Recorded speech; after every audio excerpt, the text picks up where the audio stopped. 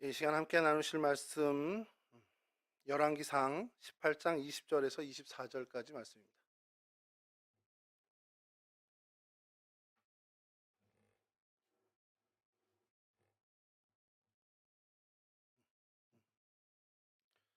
저희 한 절씩 교독하면 좋겠습니다. 아합은 모든 이스라엘 자손을 부르고 예언자들을 갈멜산으로 모았다. 그러나 엘리야가 그 모든 백성 앞에 나서서 이렇게 말하였다. 여러분은 언제까지 양쪽에 다리를 걸치고 머뭇거리고 있을 것입니까? 주님이 하나님이면 주님을 따르고 바알이 하나님이면 그를 따르십시오. 그러나 백성들은 한마디도 그에게 대답하지 못하였다. 그래서 엘리야는 백성들에게 다시 이렇게 말하였다. 주님의 예언자라고는 나만 홀로 남았습니다. 그런데 바알의 예언자는 450명이나 됩니다. 이제 소 한 마리를 우리에게 가져다 주십시오. 바알 예언자들이 소 한 마리를 선택하여 각을 떠서 나무 단 위에 올려놓되 불을 지피지는 않게 하십시오. 나도 나머지 한 마리의 소를 잡아서 나무 단 위에 올려놓고 불은 지피지 않겠습니다. 함께 하시죠. 그런 다음에 바알의 예언자들이 바알의 신의 이름을 부르십시오. 나는 주님의 이름을 부르겠습니다. 그때에 불을 보내셔서 응답하는 신이 있으면 바로 그분이 하나님이십니다. 그러자 모든 백성들은 그렇게 하는 것이 좋겠다고 대답하였다. 예, 여기까지 하겠습니다. 뭐 이렇게 오늘 많이들 계셔가지고 제가 바짝 긴장했습니다. 오늘 주제랑 조금 관련이 있는 얘기를 좀 잠깐 하고 말씀을 좀 들어갈 텐데, 방가일 전사님이 그 긴 머리를 싹둑 잘랐습니다. 한번 봐주시죠. 그래서 굉장히 어려졌습니다. 네. 그러고 나서 제가 자극을 받았는지 자꾸 거울을 보면서 헤어스타일을 제 헤어스타일을 보게 된 겁니다. 그리고 결정적인 이유가 지지난주인가 수요일에 예배 이제 설교를 하는데, 제가 이렇게 원고를 보게 되면 여러분들은 안 보이는데 저 카메라는 제 정수리를 봐요. 그러니까 이제 유튜브로 보시는 분이 제 정수리를 보시고는 탈모가 시작됐군요.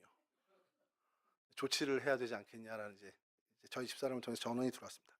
그리고 난 다음에 계속 거울을 보니까 계속 거기만 보이는 거예요. 와, 이게 심각한 거예요. 그 전에까지 못 느꼈는데 내가 좀 심각하구나. 근데 이게 나이를 보니까 뭐 자연스러운 나이가 또 된 거죠.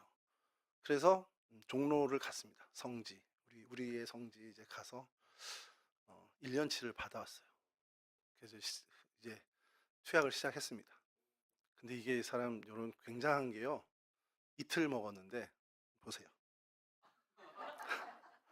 괜찮죠? 티 별로 안 나지 않나요? 예. 주님이 이렇게 일하십니다. 근데 제가 이 말씀을 준비하는 와중에 이 일이 벌어졌어요. 그래서 저를 계속 점검하면서 찔림도 생기고 이게 내가 그런 거 아닌가? 이런 불안함도 생기고 한 겁니다. 오늘 말씀 주제가 바로 이 부분입니다. 이제 눈치채신 분들은 채셨겠지만, 그래서 요 얘기를 좀 하려고 하는데, 오늘 본문의 이야기에 앞서서 오늘 엘리야잖아요. 엘리야에 대한 이야기인데 이 엘리야에 대해서 신약에서 언급한 부분이 있습니다. 좀 되게 독특한 장면에서 이 엘리야가 등장을 하는데, 예수님께서 십자가 사건 이 부분들 쭉 공생애를 사시면서 변화산이라는 곳에 한번 올라가서 기도를 하신 일이 있습니다. 이게 뭐 겟세마네 동산과는 좀 다릅니다. 변화산에 올라가서 기도를 하시는데 베드로가 이제 동행을 해요. 근데 그날 그 시간에 있었던 일이 이 베드로에게는 엄청난 이 환희의 순간이었던 것 같습니다. 뭐라고까지 얘기하냐면, 주님 여기다 집 짓고 여기서 사시죠. 우리 내려갈 필요 없어요. 여기다 집 짓고 내가 주님을 위해서, 모세를 위해서, 엘리야를 위해서 초막을 짓고 여기서 살았으면 좋겠습니다. 예, 너무너무 큰 은혜를 받고 너무 그 마음이 좋아서 이젠 세상 가기도 싫은 거예요. 여기다 정말 집 짓고 여기서 살았으면 좋겠다는 그 황홀경을 경험한 겁니다. 근데 그때 왜 그 변화산에서 무슨 일이 있었냐? 성경을 보면 주님이 그 변화산에서 모세와 엘리야와 대화를 하는 것을 이들이 목격을 한 거예요. 자, 거기에 모세와 엘리사가 이제 등장을 하는데, 신약 성경을 읽다 보면은 많은 사람들이 생각하죠. 왜 갑자기 모세랑 엘리야가 등장하지? 이 생각이 드는 겁니다. 그래서 그 부분을 이제 성경학자들은 해석을 많이 해요. 뭐냐면 이 변화산에 등장한 모세와 엘리야는 구약 성경의 율법과 예언서를 상징하는 인물이라는 거죠. 여러분 율법 그러면 누가 율법을 하나님으로 받아서 이스라엘 백성들에게 전파했죠?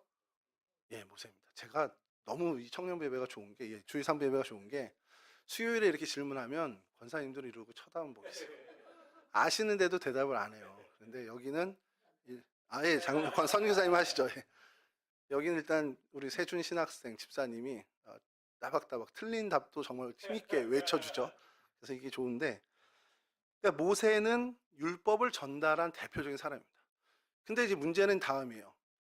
예언자, 선지자라고도 하고요. 예언자라고 하기도 하고 그 많은 예언서들이 이제 어떤 주제를 가지고 백성들에게 이야기할 거 아니에요. 그리고 하나님이 예언자들을 통해 선지자들을 통해서 하나님의 뜻을 전했을 거란 말이죠. 근데 수많은 선지자들이 있었습니다. 이게 선지자라고 그러면 좀 이제 여러분 헷갈리지 않은데, 이제 우리 청년들 1년 차도 있으니까 한 번 더 좀 주제하는 건, 예언자라고 하면 저희가 한국말 때문에 오해를 하는 겁니다. 예언이라고 하면, 일단 예언이라고 하면 여러분 제일 먼저 떠오르는 게 뭐예요? 노스트라다무스 생각나죠? 미래일에 대해서 얘기할 것 같은. 근데 이 성경에서의 예언자는 예자가 맡길 예자입니다. 그러니까 어디에 많이 쓰냐면 여러분 은행에 쓰는 예금할 때 그 예자가 맡길 예자. 뭐 이게 뭐 글자가 같지만 미리 예자로도 쓰일 수 있는데 이 성경에서 얘는 맡길 예자고 말씀 언자입니다. 그러니까 하나님이 미래 일도 있겠지만 이 백성들에게 전할 말씀을 이 사람에게 맡겼다라고 해서 예언자인 거예요. 미래의 일을 얘기한다고 해서 예언자라기보다, 물론 이제 그것도 있겠죠. 그 맡긴 말씀 중에 미래의 일도 있겠지만 주된 것은 하나님의 말씀을 맡은 자들이라는 겁니다. 그래서 그 말씀 맡은 걸 백성들에게 전하고 그 이야기들을 기록한 것이 예언서예요. 근데 이제 많은 예언자들이 있잖아요. 여러분 기억하는 예언자, 선지자들 많지 않아요? 우리 청년들에게만 이렇게 하면 한 명씩 얘기해 볼까요? 뭐 생각나는 예언자, 선지자. 이렇게 질문하면 하얘지거든. 그래서 누구지? 그러면서 제사장 이름 대요. 이렇게 딱 가끔씩. 아니면은 족장 이름 대요. 야곱이요, 막 이렇게. 예언자가 구약에 보면 굉장히 많습니다. 일단 선지자들부터 대선지자 3명, 뭐 4명에 뭐 저기 소선지사 12명 뭐 이렇게 해도 많잖아요. 그럼 누가 대표성을 가질까? 이렇게 얘기하면 여러분들 어떻게 생각해요? 제일 처음에 뭐 예언자라든지 아니면 뭐 중차대한 어떻게 이스라엘 왕정을 열었던 사무엘 이렇게 얘기할 수도 있는데, 그 성경의 많은 이야기에 가장 드라마틱하고 어떻게 보면은 하나님이 맨 앞에 앞세울 만한 사람이 사실 엘리야입니다. 그리고 그 정점의 사건이 오늘 저희가 읽은 본문이 해당하는 이 사건이에요. 갈멜산이라는 이 사건. 그러니까 구약 성경을 연구하는 유대교 학자라든 아니면 우리 기독교 학자든 간에 구약 성경에서 예언자 그러면 일단 가장 임팩트 있었던 것은 엘리야라고 보통 얘기를 합니다. 그래서 엘리야의 사건을 오늘 좀 다루려고 하는데, 주님께서 이렇게 한 율법사가 주님 앞에 나와서 하나님의 계명 중 가장 으뜸되는 계명이 뭡니까? 라고 이야기를 물었을 때 주님께서 뭐라고 대답하셨냐? 내 하나님을 정말 사랑하고 내 이웃을 내 몸처럼 사랑하라. 이 두 가지를 이야기했으면 뭐라고 얘기하냐면, 이거는 마태복음 22장 40절인데 이거 제가 읽어드리겠습니다. 이 두 계명에 온 율법과 예언서의 본뜻이 달려 있다. 이렇게 말합니다. 이걸 이제 개역개정으로는 이 두 계명이 온 율법과 선지자의 강령이니라. 이렇게 얘기합니다. 그러니까 하나님을 사랑하고 이웃을 사랑하는 것이 그 수많은 율법서의 이야기의 중심이고, 그 많은 선지자들을 주님께서 이 땅에 보내시고 그들을 통해서 이스라엘 백성들에게 이야기한 그 핵심 주제가 바로 하나님 사랑과 이웃 사랑이다라고 이야기를 하신 겁니다. 그러면서 표현한 게 율법과 선지자의 강령, 온 율법과 예언서의 본뜻이 들어있다. 이렇게 얘기하신 거죠. 그래서 이 변화산에서 만난 모세와 엘리야, 그러니까 이 엘리야는 온 예언서, 온 선지자들의 어떤 대표로서 이 어떤 역할을 한다라고 이야기하는 것과 마찬가지입니다. 그러니까 이 율법을 상징하는 모세, 선지자를 상징하는 엘리야, 여기서 이제 우리가 오늘 이 엘리야를 살펴보려고 하는데, 제가 궁금증이 있었어요. 그래, 엘리야가 가장 임팩트 있는 사건을 했어. 근데 그 하나의 사건 때문에 대표자인가? 그거 말고 좀 더 이 사람이 예언자 중에 대표적인 어떤 그런 거를 누구도 반박할 수 없는 그런 사건 이 사람에게 없었을까? 그러고서 성경을 살피니까 제가 아주 유명한데도 불구하고 놓친 것이 있습니다. 죽음을 보지 않고 하늘로 올라간 인물이 성경에 몇 명이나 나오겠습니까? 일단 예수님은 빼고 그러면 몇 명 있죠? 일단 정경에는 2명입니다. 이제 외경까지 합히면 모세 승천기가 있어서 모세도 그렇게 얘기하긴 하는데 그거는 뭐 정경에 들어와 있지 않는 내용이고요. 노아의 할아버지가 무두셀라, 그 위에 무두셀라의 아버지인 에녹이라는 사람이 있습니다. 365년을 살고 주님께서 데리고 올라가셨죠. 그 다음에 한 사람이 엘리야입니다. 엘리야에 대해서는 나중에 좀 성경 공부 같은 시간 있으면 얘기하고 싶은 게 있는데, 이 인문 과학을 한 신학자들 중에 좀 이걸 해석을 되게 독특하게 하시는 분이 있어요. 사막의 토네이도가 이렇게 빨리 올라가서 이렇게 갔다라는 얘기를 하는데, 그 근거로 선지생도들이 이제 그 주변을 이제 수색하는 장면이 나옵니다, 성경에.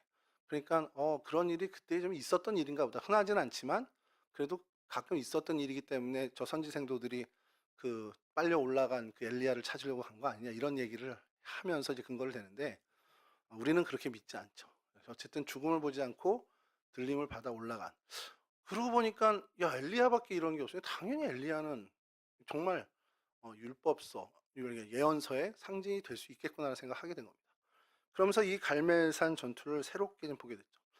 사실 이것을 시작하게 된 거는 성경의 인물 이야기를 좀 준비하다가, 수요 예배 때 준비하다 이제 엘리야를 이제 하면서 사실 한 2시간 정도에 걸쳐서 하고 싶었어요. 이 갈멜산 사건과 더불어 그 뒤에 우리와 성정이 같은, 히브리서 말씀을 근거로 우리와 성정이 같으나 이렇게 시작하는, 그가 기도함으로 비가 그치고 그가 기도함으로 비가 다시 열렸다, 이 얘기를 좀 두 분야로 나누고 싶었는데 뭐 그렇게는 이제 허락이 안 돼서 1시간에 하면서 이야기를 나눴고요. 그래서 오늘 그 이야기를 좀 바탕으로 우리의 그 예배, 우리의 삶의 모습, 신앙의 자세에 대해서 좀 이야기를 좀 말씀을 좀 나누고자 합니다. 엘리야는 여호와는 그분 하나님이시다. 여호와는 그러니까 여호와는 참신이시다. 그러니까 참 하나님이시다. 나의 하나님은 여호와시다라는 이름의 뜻을 갖고 있습니다. 그러면서 그의 삶을 살펴보면 진짜 그를 통해서 하나님이 참신이다라는 것이 증명되는 일들이 많았고, 그 중심에 오늘 갈멜산 전투라고 하는 이 사안이 들어있습니다. 이 사건이. 좀 배경을 먼저 말씀드리면, 솔로몬의 아들 르호보암 시대에 르호보암의 신하였던 여로보암이 이제 여러 이유로 인해서 반기를 들고 쿠데타를 하죠. 그래서 남북으로 이스라엘이 쪼개지게 됩니다. 그래서 이제 북이스라엘에 이 솔로몬의 신하였던 여로보암이 왕위에 올랐고, 그래서 이제 북왕국이 시작이 돼요. 그런데 이제 하나님을 예배하는 다 민족이잖아요. 북이스라엘이든 남유다든 다 하나님을 예배하는 민족이다 보니까 예루살렘에 올라가서 성전 예배를 드려야 되는 것이 굉장히 어떻게 보면 율법으로 정한 바입니다. 그러니까 북이스라엘에서는 남유다에 속한 예루살렘까지 가서 예배를 드려야 되는 백성들의 마음을 얻기 위해서 뭔가 대안이 필요했던 거예요. 그래서 베델이라는 곳과 단이라는 곳에 산당을 세우고, 소위 말하는 성전을 세우고, 거기에 금송아지를 어떻게 보면 깎아서, 출애굽 시절에 있었던 금송아지를 갖다 놓고, 이 송아지가 어떻게 보면 이 송아지 위에 하나님이 타셨다라고 정확히 그렇게 표현을 하지만, 어쨌든 금송아지가 우리를 애굽에서 이끌어낸 하나님이다라고 해서 거기서 성전 제사를 드리게 합니다. 이게 하나님 앞에서는 굉장히 가증스러운 일이 됐어요. 그 자체가 하나님은 굉장히 혐오하셨습니다. 그러다 보니까 이 북왕국에는 어떻게 보면 하나님이 선한 왕이라고 인정할 만한 왕이 단 한 명도 등장하지 않게 됩니다. 그 이후에 모든 왕이 하나님 앞에서 범죄하는 모습을 드러내게 되죠. 그래서 어떤 그런 혼돈과 불신앙의 시대가 계속 되게 되는데, 그런 와중에서도 최악의 왕, 뭐라 그러죠? 여기 뭐 진상 오브 진상이 되는 그 왕이 등장하는데, 그 왕의 이름이 바로 아합입니다. 북이스라엘의 7번째 7대 왕 아합인데, 이때는 뭐 경제적으로는 조금 풍요로운 번영을 맞습니다. 뭐 여로보암 2세만큼 때는 아니어도 그래도 어느 정도 준수한 경제 상황을 갖고 부를 좀 축적하는 나라가 되는데, 또 군사력으로도 굉장히 좀 이제 뭐 처지지 않는, 좀 앞서 나가는 군사력을 갖게 된 시절이에요. 근데 문제는 영적으로 신앙적으로 완벽한 암흑 시대를 들어갑니다. 뭐 막강한 군사력도 있고 경제력도 있고 하다 보니까 뭐 어떻게 보면 종교 쪽에 좀 힘을 실어도 되는데, 그 힘을 어떻게 보면 종교적으로 극도로 타락한 쪽으로 힘을 실게 돼요. 주변 국가와 결혼을 해서 이제 동맹을 맺는 그런 어떤 일들을 하고 그렇게 유입된 우상 숭배를 백성들에게 정말 강압적으로 우상 숭배를 하도록 이끌은 시절이 됩니다. 북이스라엘이 어떻게 보면은 여호와 신앙, 여호와 하나님을 향한 신앙이 거의 멸절되다시피 한 시절까지, 그러니까 거의 뭐 여호와 신앙, 여호와 하나님을 향한 신앙이 없어지는 시절까지 간다는 그런 위기까지 처하게 되죠. 그러니까 성경도 이에 대해서 이렇게 증언합니다. 열왕기상 16장 30절인데요. 제가 읽어드릴게요. 오므리의 아들 아합은 그 이전에 있던 왕들보다 더 심하게 주님께서 보시기에 악한 일을 하였다. 그러니까 성경에서도 이런 악한 왕이 없어라고 할 정도로 악하고 악한 일을 했다라고 표현을 하고 있습니다. 자, 근데 이게 아합 혼자 이렇게 그의 마음이 하나님을 배신하고 그렇게 된 것이 아니라 그 배후에는 아주 짙게 그의 아내 이세벨이라는 그 왕후의 영향력이 있었습니다. 이세벨은 시돈 왕 엣발의 딸이고요. 아합과 결혼하면서 이제 이 북이스라엘로 시집을 오게 된 거죠. 그러면서 같이 들어온 것이 바알과 아세라의 우상 종교를 갖고 들어옵니다. 참고로 바알이라고 하고 또 아세라라고 하는 것을 여러분 들어는 보셨을 거예요. 근데 바알이 어떤 신이고 아세라가 어떤 신인지 글쎄 제가 교회학교 교재에서 이거에 대해서 크게 다룬 것을 아직까지는 본 적이 없습니다. 그래서 좀 보충 설명을 좀 해드리면 바알은 이제 주인, 남편 혹은 소유라는 뜻을 갖고 있는데 비를 관장하는 신입니다. 첫 번째 시작은. 그리고 폭풍을 관장하죠. 자연스럽게. 그러다 보니까 곡물, 그러니까 좀 생산이죠. 곡물에 대한 주신으로 자리매김하게 됩니다. 그러니까 고대 근동의 셈족들의 이제 신으로 출발이 된 건데, 근데 이제 곡물을 주관하는 생산의 신이다 보니까 가축도 관장하게 되는 거예요. 근데 이게 점점 영역이 확장돼서 가축, 뭐 생산 이런 것들을 관장하면 사실은 이제 가장 주된 신이잖아요. 그러니까 전쟁까지 주관하는 그런 신으로 추앙을 받게 됩니다. 그래서 이스라엘 그 팔레스틴 지역에 있는 많은 대다수의 민족이 이 바알은 자신들의 주신이 있다 해도 바알은 격가지로라도 섬기는 모습을 보였던 신이에요. 그러니까 이제 바알 종교라고 하는데 저희가 살짝 좀 잘못 알고 있는 것이 생산의 신이다 보니까 바알 신전에 있는 사제들이 예를 들어서 음행 이런 음란한 제사를 드렸다라는 건데 그거는 정확한 게 아니고요. 실제로 아세라 신이 그와 같은 일을 했습니다. 그러니까 아세라 신은 또 누구냐면 이게 아시루트라는 그 신의 이름을 히브리식으로 발음하다 보니까 이제 아세라라고 하는데 행운이라는 뜻을 갖고 있습니다. 그러니까 행운이 우리말의 어떤 행운이 아니라 그러니까 전체 운을 관장하는 겁니다. 여러분 우리 얘기하는 운빨 좋다 해서 모든 게 다 운이 너무 좋아서 이런 것들 그것을 이제 의미하는 단어인데 이게 이제 고대 근동의 그 신화 중에 최고의 신은 엘이라는 신이 있어요. 그래서 하나님의 이름도 사실 엘자를 많이 붙이기는 했습니다. 그때 당시에 토착화로 인해서 그 엘이라는 신이 있는데 그 엘이라는 신의 아내예요. 그리고 바알을 비롯한 70여 신의 어머니가 됩니다. 그러니까 바알의 엄마예요. 쉽게 해서 바알과 아세라가 부부가 아니라 바알의 엄마가 아세라입니다. 이 어머니라는 그런 어떤 상징, 또 다산, 풍요, 그리고 성의 신이다 이제 추앙을 받다 보니까 음란제의가 특징입니다. 그러니까 거기 있는 사제들은 그냥 다 참깁니다. 그리고 그 행위를 통해서 아세라를 즐겁게 하는 게 그들의 제사예요. 그러니까 이제 이스라엘 백성들이 거기에 이제 사실은 발목 잡힌 겁니다. 그래서 그 형상을 나무 기둥으로 이스라엘 갖고 오다 보니까 이제 성경에서는 흔히 아세라 목상이 이제 한 단어처럼 된 겁니다. 아세라를 상징하는 게 이제 목상이다 보니까 나무상이다 보니까 아세라 목상. 여하튼 이렇게 이제 바알 종교와 아세라 종교가 들어오는데 얼만큼 이 이방 종교가 성행을 한 시절이었냐면 이세벨의 상에서 먹는 바알과 아세라의 선지자가 850명이라는 거예요. 오늘 이제 본문에서도 엘리야도 얘기하지만 850명의 사제가 있다. 궁궐에만, 궁 안에만. 그러면 이스라엘 전체, 북이스라엘 전체 지역에 얼마나 많은 이 사제가 있을 것이며 그로 인해서 얼마나 많은 바알 종교와 아세라 종교가 성행했겠냐라는 거예요. 그러니까 그 정도로 정말 성행한 이방 종교가 성행했던 시절이고 궁 안에 850명이나 있을 정도다. 그러면 얼만큼 그들의 영향력이 컸겠냐는 거예요. 그러니까 아합의 정치라든지 이런 모든 정치와 내정도 이들이 깊이 관여했을 것을 우리가 충분히 상상할 수 있다는 겁니다. 그러니까 이런 모든 정책들을 펼치는 게 바알 종교의 제사장들, 아세라 종교의 제사장들의 입김을 받아서 그렇게 많이 영향을 받을 수밖에 없는 시절이다 봅니다. 그러면 여호와 종교에 대한 핍박은 정말 이루 말할 수 없이 이루어졌겠죠. 자, 그런 시대입니다. 그래서 하나님의 종들은 몸둘 곳을 잃고요. 굴 속에 숨어 들어가서 간신히 정말 연명하는 신세가 된 것이 이 엘리야 시대였습니다. 자, 이러던 시절에 이제 열왕기사 17장 1절에 보면 엘리야가 저희 오늘 오늘 저희 정말 리얼한 표현을 하면 정말 똘끼 있는 짓을 합니다. 뭐냐면 아합한테 가서요. 이제 그 뭐 궁정 내시에 오바댜를 통해서 사실 이제 연통을 넣고 간 건데 이렇게 얘기합니다. 내가 섬기는 주 이스라엘 하나님께서 살아계심을 두고 맹세합니다. 내가 다시 입을 열기까지 앞으로 몇 년이 될지 모르는 그동안 비는커녕 이슬 한 방울도 이 땅에 내리지 않을 겁니다. 그러니까 하나님이 말씀을 전하라고 해서 그 말을 이제 아합 왕에게 전한 거죠. 죽음을 각오하고 한 겁니다. 자, 엘리야는 하나님으로부터 말씀을 받았을 때 이것을 아합에 전할 때 순종하고 용기를 내서 가서 전했죠. 근데 아마 상상을 했겠죠. 이렇게 하면은 바로 뭔가 이제 하나님이 액션을 취하고 이렇게 할 거라고 생각을 했는데 실제로 하나님이 그렇게 안 하셨어요. 그래서 엘리야는 도망을 갑니다. 그래서 숨죽여 살고 있었죠. 뭐 그때 이제 사르밧 과부의 사건도 일어나고 이렇게 되는데 여하튼 그 이제 아합이랑 이세벨이 이제 엘리야를 눈에 가시로 여긴 거죠.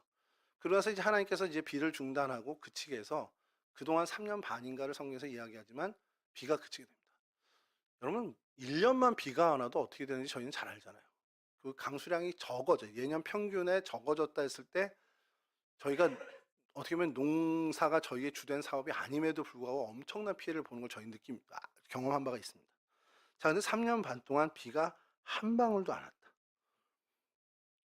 그런 선포를 하고 그리고 실제로 그런 재앙이 임하고 엘리야는 사실 숨어 지내는 시절 그리 시냇가에 가서 까마귀가 물어다 주는 음식으로 연명도 하고 그런 사건들이 성경에서 이어져요. 그러다가 이제 하나님께서 마음을 먹고 엘리야를 다시 보냅니다. 그러면서 참 신이 누군지를 결판하는 그 사건이 일어나는 게 오늘 갈멜산의 전투 이야기입니다.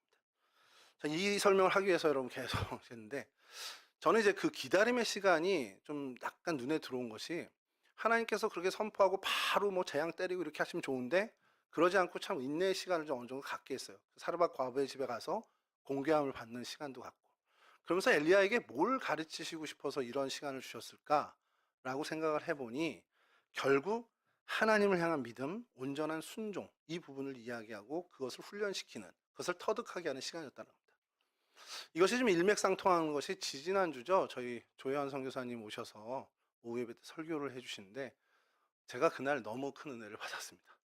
제가 삶의 어떤 제 목회 여정에 궁금했던 여러 그 이야기들과 주제들이 정말 한 방에 해결되는 뭐였냐면요. 잠깐 말씀드리면 여러분 우리가 내 인생을 이제 되돌아보면 여러 이야기들과 시간들이 있습니다. 그리고 이해 안 되는 기간들이 있죠.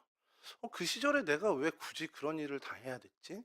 왜 하나님은 나를 그 시절에 그렇게 나라까지는 아니더라도 많이 낮추셨을까? 이런 시간들이 있습니다. 그러면서 우리 이제 나름대로 이제 하나님 앞에서 답을 찾죠. 아, 나를 이렇게 더 높이 세우시려고, 나를 이렇게 더 하나님께서 견고하게 하시려고 이렇게 하셨구나. 그런 생각을 하죠. 저도 그렇게 생각을 했습니다. 오랜 시간 정말 장돌뱅이 마냥 계속 돌아다니고 제가 결혼한 지가 올해 24년 차, 지난 3월 4일로 24년 차가 됐습니다. 놀랍죠? 제가 이렇게 24년 동안. 자, 근데 요 근래 와서 이사를 덜 한 거지. 그때 15년 차에 이사를 16번을 했습니다. 14번을 했습니다. 기가 막히죠. 막 3개월 만에 간 적도 있으니까. 저희 집사람은 달인이 됐어요. 이사해야 돼 그러면 패키지가 다 돼 있어서 타타타타탁 그래서 박스화가 됩니다. 그러면 이제 이삿짐 센터에 와서 그대로 다 담고 그대로 가서 그대로 풀지 않고 또 그렇게 패키지를 해놔요. 언제 우린 또 이사 갈지 모르니까. 전형적인 감리교 목사의 어떤 삶을 살았죠. 요즘 감리교 목사님과 좀 다르지만. 자, 그렇게 이제 지나온 시절을 보면서 하나님 나는 왜 제 동기 목사님들과는 좀 이렇게 다른 박세훈 목사님이 뭐 저랑 동기는 아니지만 박세훈 목사님이 여기 15년 계시면서 이사를 한 3번 한 걸로 제가 알고 있어요. 저는 그때 한 10몇 번을 했고 왜 나 이렇게 다른 인생을 살아야 돼요? 그래서 하나님한테 이제 약간 땡깡이라기보다 이제 불만을 표현하면 이제 하나님이 답을 주시죠. 그래서 제가 스스로 생각하는 건지 모르지만 그래 그러면서 내가 연단된 거지 이렇게 생각합니다. 연단된 건 아니고 살만 찐 것 같은데 여하튼 그 시절을 보냈습니다. 자, 근데 그러한 모든 것들을 지지난주 조한 선교사님 설교를 들으면서 제가 아, 하나님 저 말씀이 맞군요라고 한 겁니다. 그날 뭐 계셨던 분은 기억하겠지만 조현 목사님도 10여 년 미얀마의 북쪽 그 열악한 만달레이에서 사역하시다가 작년에 이제 양곤에 담임 목사님으로 취임을 하게 됐는데 10년 전에 거기서 교회를 개척하고 시도하려는 게 하나님이 막으셔서 북쪽으로 가신 거였거든요. 그래서 이제 들은 생각이 그거였다는 거예요. 아, 그럼 하나님이 이럴 거면 10년 전에 여기서 시작하게 해주시지. 그럼 사실 10년 전에 시작했으면 훨씬 더 많은 일들을 하나님 지금까지 해올 거 아니에요.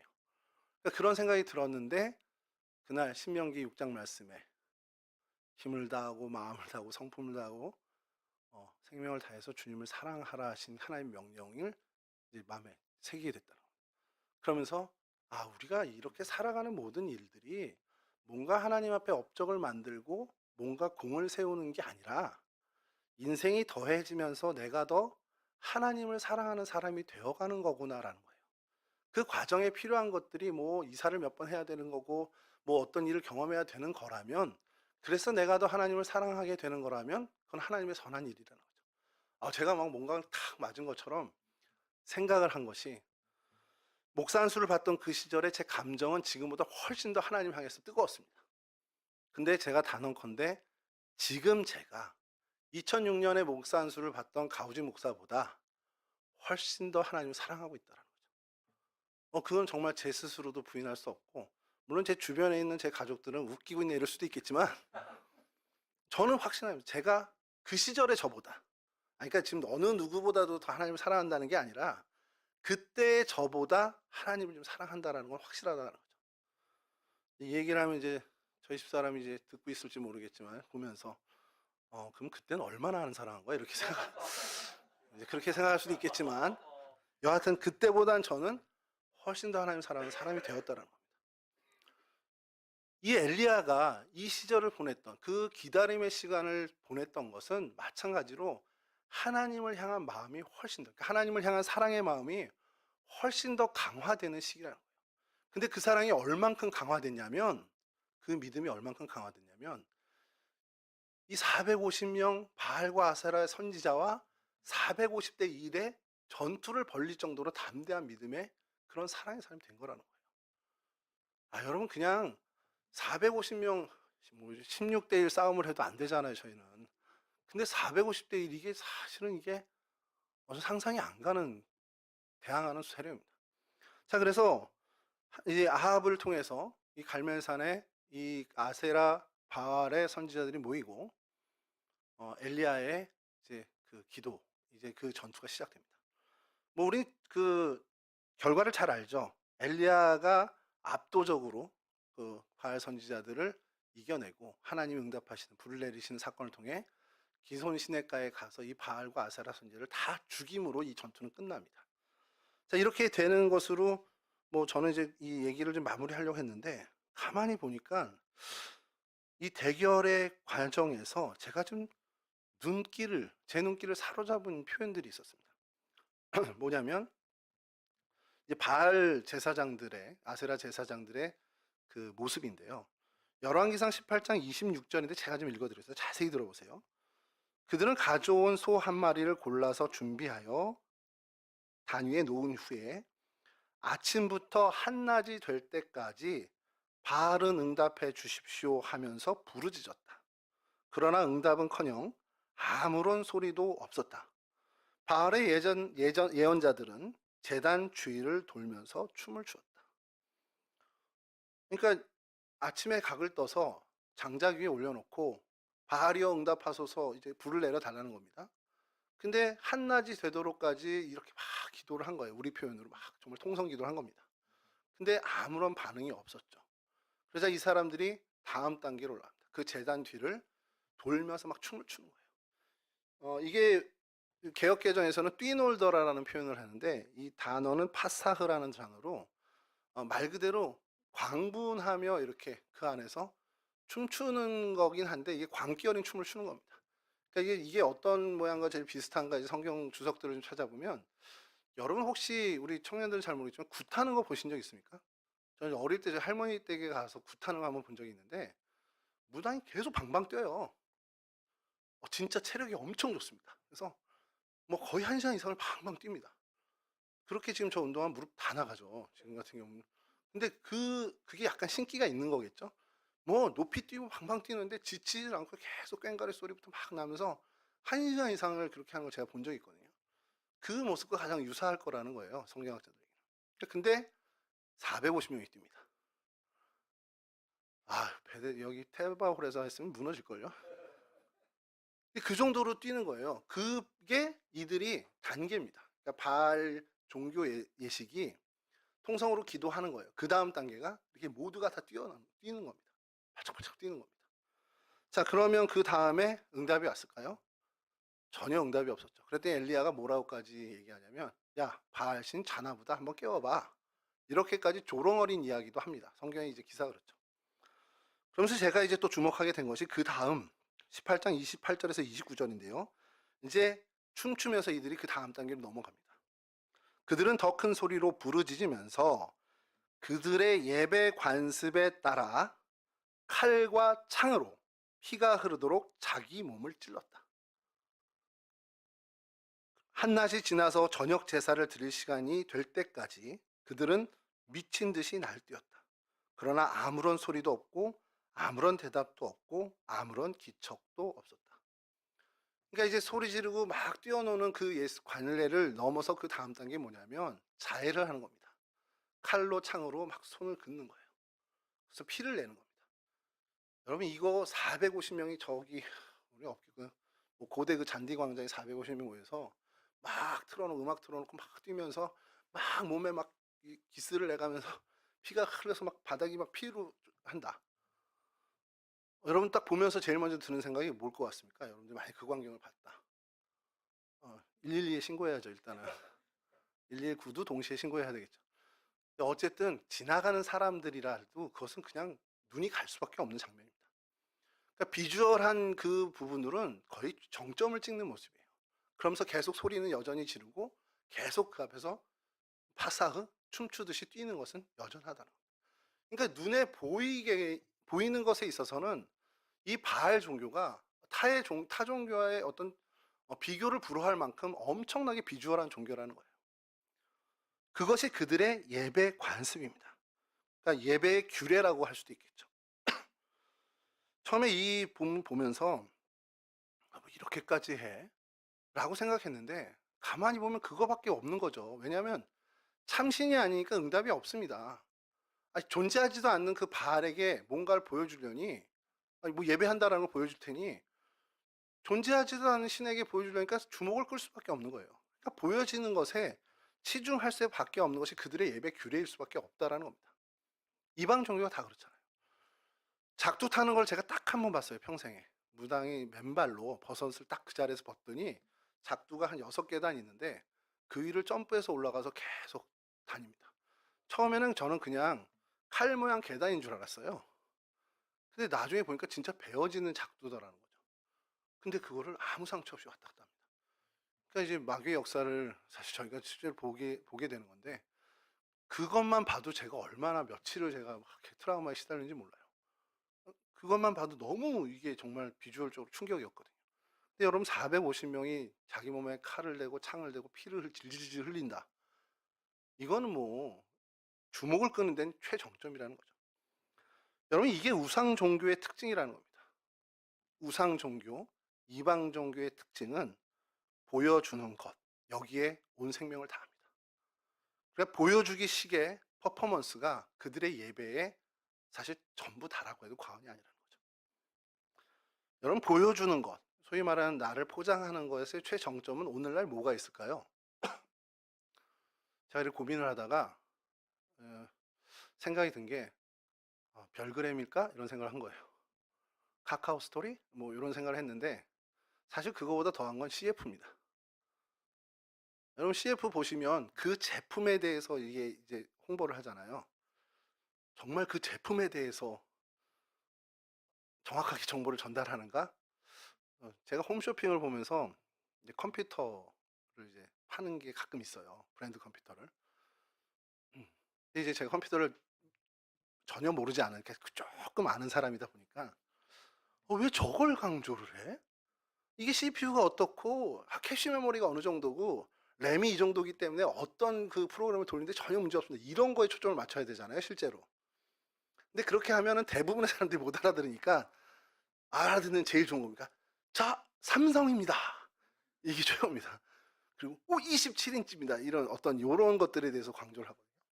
그러니까 굉장히 저도 보면서 막 사야 될 것 같은, 전화를 해야 될 것 같은 느낌이 드는 겁니다. 근데 홈쇼핑뿐만 아니라 일반 CF들도 보면 특별히 제가 이제 보면서 참 그랬던 게 맥주 광고나 이런 술 광고들 보면서 어느 목사님이 그 전에 그 얘기를 한번 하셨거든요. 우리나라 CF에 나오는 술 광고, 술을 마시면 정말 그렇게 된다라 그러면 우리나라는 천국이 됐을 거라는 거예요. 너무 세상이 아름다워지는 거예요. 술만 마시면. 근데 그게 아니잖아요. 보여주기식의 최정점. 어떤 그런 CF 같은 모습으로 어떤 종교, 예배가 진행된다. 이거는 이방 종교, 우상 숭배 일수일 가능성이 크다는 겁니다. 일례로에 여러분, 레위기의 제사 예식이 쭉 있는데 거기에 소제를 드릴 때 주님께서 하나님께서 얘기하시는 거예요. 누룩 넣지 마, 꿀 넣지 마. 누룩과 꿀은 절대 넣지 말라고 그 규례를 주세요. 그게 왜 그럴까요? 이제 가루로 만든 이 소재 그대로 내가 하나님 앞에서 정말 가루가 되어지는 겁니다. 맷돌에 얽히고 오늘 여러분 저희가 나눠드린 그 사순절 묵상지 보시면 오늘 이현주 목사님이라는 분의 기도가 있어요. 커피가 갈려지면서 커피향을 내는 것처럼 내가 사람들에게 들들 볶이고 맷돌 같은 어금니에 갈려도 그 갈리면서 내가 커피향을 내는 것처럼 나의 향기가 나면 좋겠다는 그 기도가 있는데 마찬가지입니다. 그러니까 소재는 맷돌에 갈려서 정말 고운 가루가 된 다음에 하나님께 드려지는데 그 드려질 때 누룩 넣지 말라는 거예요. 왜요? 부풀리지 말라는 겁니다. 갈린 그대로 하나님께 드리라는 거예요. 하나님 앞에서 뭔가 나를 부풀리고 요만큼 했는데 이만큼 한 것처럼 하지 말라는 겁니다. 꿀은 뭡니까? 내가 이래요. 쓴맛 그대로의 인생인데 뭔가 이제 꿀을 넣고 단맛을 가미하는. 제가 이 부분에서 예전부터 한번 여러 번 말씀드렸는데 적절한 비유가 없는 거예요. 꿀을 넣고 이게 뭘까 하는데 제가 어릴 때 저희 아버지가 배탈만 나면 정로환을 주셨습니다. 차라리 배가 더 아프지. 먹고 나면 그냥 뭐 사람들은 한약 냄새라고 하는데 저는 똥내가 입에서 몇 시간을 가는 거예요. 근데 이게 저희에게 복음과 같은 소식이 전해졌습니다. 정로한 당의정이 나왔습니다. 정로한에다 사탕을 입힌 거예요. 먹을만 하더라고요. 약간 냄새가 있는데 그래도 훨씬 좋아졌죠. 하나님 앞에 드려지는 거에 나를 포장하지 말라는 겁니다. 설탕으로 꿀로 쓰디쓴 난데 그대로 하나님 앞에 나가야 되는데 달콤함으로 포장하지 말라는 게 그 하나님의 소재의 정신이라는 거죠. 여러분 이와 같은 게 정말 하나님 앞에 영과 진리로 드리는 예배라는 겁니다. 영은 마찬가지로 성령 하나님께서 우리를 이끄시는 예배고요. 진리는 있는 그대로 나를 하나님 앞에 진실되게 드리는 그 예배를 진리로 드리는 예배라고 성경은 이야기하죠. 여러분 바알과 아세라 종교의 제사, 관습 이것은 신에게 초점을 맞춘 게 아닙니다. 보는 사람들, 회중 이들의 눈에 초점을 맞춰서 벌어지는 종교의 규례, 곧 퍼포먼스입니다. 그래서 비주얼한 모양에 있어서는 정말 어떠한 쇼보다도 훨씬 더 주목을 끼는 비주얼한 퍼포먼스가 드러나게 된다는 거죠. 여러분 제가 요즘 다시 읽게 되는 책이 신학자 토저의 예배인가 쇼인가라는 책을 다시 한번 좀 들게 됐어요. 그래서 책상에 놓고 좀 간간히 조금씩 읽어가고 있는데 이게 한국 교회를 향해서 쓴 책은 아닙니다. 분명히 아닌데 이게 한국 교회가 들어야 될 얘기가 너무 담겨 있는 거예요. 무슨 얘기냐? 여러분 그 바알의 종교 그들이 정말 그런 퍼포먼스를 행했던과 대조적으로 엘리야의 그 모습은 어땠습니까? 엘리야의 제사의 모습은 그냥 제가 좀 읽어드릴게요. 요것만 들어주세요. 열왕기상 18장 30절 30절인데요. 제사를 드릴 때가 되니 엘리야가 예언자 앞으로 나서서 이렇게 기도했다. 잘 들으십시오. 아브라함과 이삭과 이스라엘을 돌보신 주 하나님, 주님께서 이스라엘의 하나님이시고 나는 주님의 종이며 내가 오직 주님의 말씀대로만 이 모든 일을 하고 있다는 것을 오늘 저들이 알게 하여 주십시오. 주님, 응답하여 주십시오. 응답하여 주시옵소서. 이 백성으로 하여금 주님이 주 하나님이시며 그들의 마음을 돌이키게 하시는 주님이심을 알게 하여 주옵소서. 딱 끝났습니다. 여기서. 그리고 하늘에서 불이 내려서 소를 태워버리죠. 바알 종교와 비교하면 정말 밋밋합니다. 보여질 만한 게 하나도 없고요. 저게 뭐지 할 정도로 너무 매력이 없습니다. 정말 단순해요. 보람직한 비주얼적인 면이 전혀 없습니다. 그러나 여러분, 거기 안에는 그 기도와 부르짖음에 진짜 힘이 담겨 있다는 거죠. 이게 여러분 여호와 야훼 종교, 이게 오늘날 기독교입니다. 눈에 보이는 매력적인 거 하나 없죠. 원래 기독교가 그래야 된다는 거예요. 왜냐하면 보이지 않는 하나님을 섬기니까 보일 게 없는 거예요. 그게 원래 맞는 겁니다. 그러니 인간적인 눈으로는 어떤 매력을 찾아도 사실 발견하기가 어려운 게 기독교의 예배여야 된다는 거예요. 그런데 여러분, 교회 역사를 보십시오. 정말 그 카톨릭이 가장 절정에 타락을 했던 시기에 얼마나 많은 성상들이 그 교회 예배당을 차지하고 있었습니까? 그냥 들어가면, 지금도 뭐 유럽 여행 다녀오신 분들은 성당에 가면 그냥 보여지는 것에 압도당하는 거죠. 그 보여지는 것에 굉장히 치중하던 그 시절, 카톨릭은 정점으로 암흑기를 치닫고 있었다는 거예요. 여러분, 한국 교회는 자유롭나 생각해 보시죠. 제가 이제 고등학교를 졸업하던 그 시절쯤에 한국 교회에 찬양과 경배가 엄청나게 성행을 했습니다. 찬양하며 하나님 앞에 나아가는 모습 굉장히 은혜롭죠. 정말 찬양이 압도적으로 정말 우리를, 그 찬양 사역자들이 물밀듯이 일어나면서 정말 은혜로운 찬양들이 정말 그때 많이 등장했고요. 심지어 그때 찬양들이 지금 개편된 찬송가에 정식 찬송가로 들어가 있기도 합니다. 근데 그게 어느 시간을 지나면서 조금은 좀 비주얼 면적으로 강조하면서 찬양팀이 화려함을 이제 추구하게 됩니다. 어느 정도까지는 괜찮은데 이게 어느 정도 선을 넘어서 이제는 콘서트장 같은 느낌이 드는 거죠. 예배하러 갔는데 이 콘서트인가 하는 정도로. 근데 여러분, 그거 아십니까? 한국 교회가 쇠퇴한 게 딱 그때부터였습니다. 보이는 것에 치중하기 시작한 그때부터 정점을 찍었던 한국 교회는 그 부흥의 어떻게 보면 불꽃이 완전히 사그라졌죠. 그러면서 한국 교회가 쇠퇴기를 맞게 됩니다. 저는 이걸 우연이라고 생각하지 않습니다. 아까 말씀드린 그 토저의 예배인가 쇼인가의 책에서 한국 교회를 향해서 쓴 게 아닌데 너무 한국 교회 상황과 들어맞는 거죠. 여러분, 우리가 찬양팀이 있죠. 저희 청년부 찬양팀이 있고 이렇게 예배를 준비 앞서는데 고마운 거는 저희는 비주얼한 게 없어서 감사해요. 아까 우리 방강일 전사님은 바닥에 앉아서 이렇게 치고 하면서 이 뭐야, 지금 버스킹인가? 돈이라도 좀 드려야 되나? 이런 생각이 드는, 정말 보이기에는 매력적인 게 없는, 몇 명을 빼고는, 몇 명도 아니고 한두 명 빼고는 또 이것도 뭐 비주얼도 좀 그래서 감사한 일이다 이렇게 속으로 생각합니다. 근데 여러분, 우리가 앞에 찬양팀 하는 앞에 예배를 맡은 자들의 비주얼의 문제가 아닙니다. 사실 그거보다 내가 어떠한 마음가짐으로 하나님 앞에 나왔는가. 저처럼 뭐 탈모가 있으니까 하나님 좀 이렇게 해서 이제 약을 먹으면서 나오는, 그걸 얘기하는 게 아닌 건 아시죠? 저는 이걸 보여주기식은 아닙니다. 그게 아니고 내가 하나님 앞에 나올 때 정말 있는 그대로 나의 모습을 나가는가가 중요한 겁니다. 하나님 앞에 조금 우리가 나를 좀 이렇게 하잖아요. 합리화도 하면서 하나님, 그래도 이 정도면 괜찮지 않아요? 저 정도 사는 거면 괜찮지 않습니까? 지난주에 회식 있는 거 제가 2번 거절했잖아요. 하나님,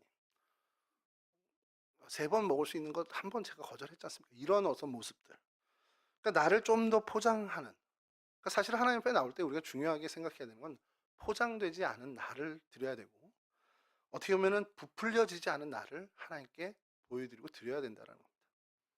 나 이 정도면 괜찮지 않아? 그래도 하나님 이 정도면 지금 근사한 거 아니에요? 이런 생각 다 자체를 지금 내어놓고, 하나님 나 정말 아파요. 하나님 나 지금 이 문제 때문에 너무 괴롭습니다. 하나님, 난 왜 이렇게, 정말 불평이 있고 불만이 있어도 좋습니다. 있는 그대로 하나님 앞에 나와 토로하는 그런 저희들이 되어야 한다는 거죠. 그래서 그 예배를 통해서 하나님이 내 마음에 찔림을 주신다면 그것을 회개하고 돌이켜야 됩니다. 만약에 하나님께서 내 이 모습, 내가 정말 괴롭고 하나님 나 고쳐, 이거 너무 어려워요 하는데 위로를 주고 격려를 준다면 더 용기 내서 그 일을 박차를 가하고 해야 한다. 그것이 우리의 예배가 되어야 한다는 겁니다. 청년들 때는 참 생각이 많죠. 이게 맞는 건지 아닌지 잘 모르겠고, 그리고 정말 하나님 앞에 이게 하나님 맞는 거예요? 불만도 있을 겁니다. 그거 다 솔직히 알으세요. 제가 싫어하는 사람이 있을까요? 있을까요? 있습니다. 저도 싫어하는 사람이 있어요. 친구 녀석 중에 하나 되게 마음에 안 드는 녀석이 하나 있는데 전화하면 제 속을 막 뒤집어요. 그럼 걔를 위해서 기도를 해야 되잖아요. 그래도 목사인데. 그럼 하나님 걔 복 주시고 평안 주시고 이게 안 나와요. 솔직히 얘기해서. 그럼 제가 작정을 합니다. 하나님 요번 주는 제가 병천이를 위해서 기도할게요. 실명이 나왔다. 안 볼 거예요. 예배 안 드려. 지금.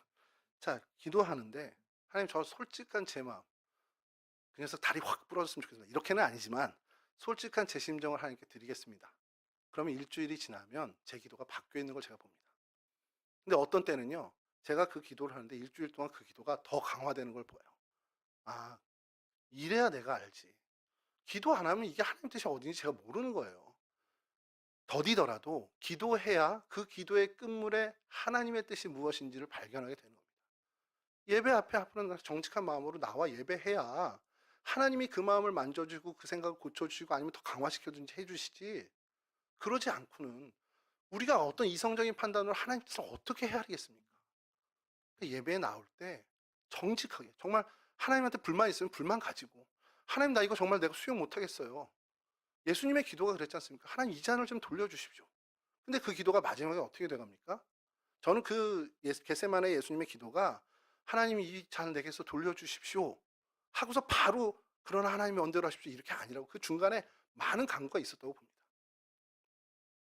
우리는 근데 더 필요하겠죠. 그 시간이. 하나님 앞에 얘기해요. 하나님 나 왜 이렇게 해야 돼요? 나 이런 상황 너무 싫어요.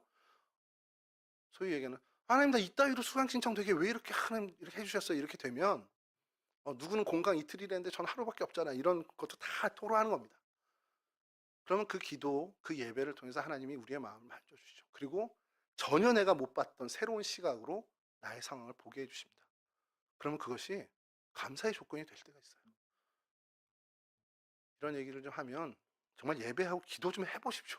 그리고 나서 다시 말씀을 좀 나누자는 거예요. 기도 한 번 안 하고서 목사님 그거 아니에요. 이렇게 하실 수도 있는데 예배자로 나올 때 정직한 마음으로 하나님 앞에 이렇게 나아가라.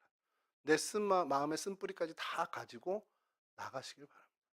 그리고 그와 같은 기도를 통해서 하나님이 우리를 만져주시는 그 은혜, 예배를 통해서 기도와 말씀을 통해서 우리를 만져주시는 그 은혜를 여러분 누리셨으면 좋겠습니다. 이와 같은 은혜의 주인공들이 되실 수 있기를 주님의 이름으로 간절히 축원합니다.